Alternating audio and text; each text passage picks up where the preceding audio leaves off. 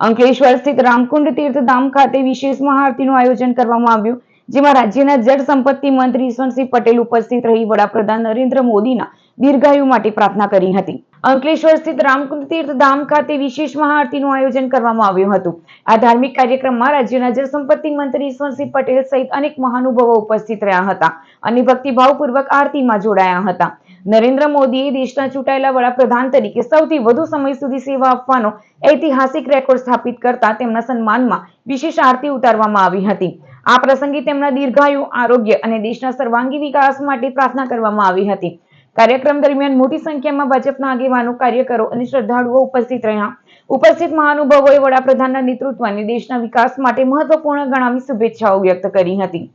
આ દેશના યશસ્વી પ્રધાનમંત્રી આદરણીય શ્રી નરેન્દ્રભાઈ મોદી સાહેબના પ્રધાનમંત્રી તરીકેના 12 વર્ષ પૂરા કરીને 13મા વર્ષે પ્રવેશ કર્યો ત્યારે અને ગુજરાતની અંદર પણ 2001થી 2014 સુધી રાજ્યના મુખ્યમંત્રી તરીકે પણ અનેકવિધ સેવાઓ કરીને આજે દેશના વડાપ્રધાન તરીકે જ્યારે 12 વર્ષ પૂરા કર્યા ત્યારે 13મા વર્ષના મંગળ પ્રવેશમાં મોદી સાહેબના દીર્ઘાયુ અને દેશની પ્રગતિ માટે સ્વાસ્થ્ય સારું રહે માટે આજે મહાઆરતીનો પ્રોગ્રામ રાખ્યો ત્યારે અહીંયા અમારા રામકુંડ મંદિર ખાતે હજારોની સંખ્યામાં ભાવિક ભક્તો આ મહાઆરતીનો એમણે લાભ લીધો ત્યારે મોદી સાહેબ જે રીતે 4399 દિવસ વટાવીને 4400 દિવસ પહોંચી રહ્યા ત્યારે ખૂબ ખૂબ શુભેચ્છા પાઠવ્યો છે.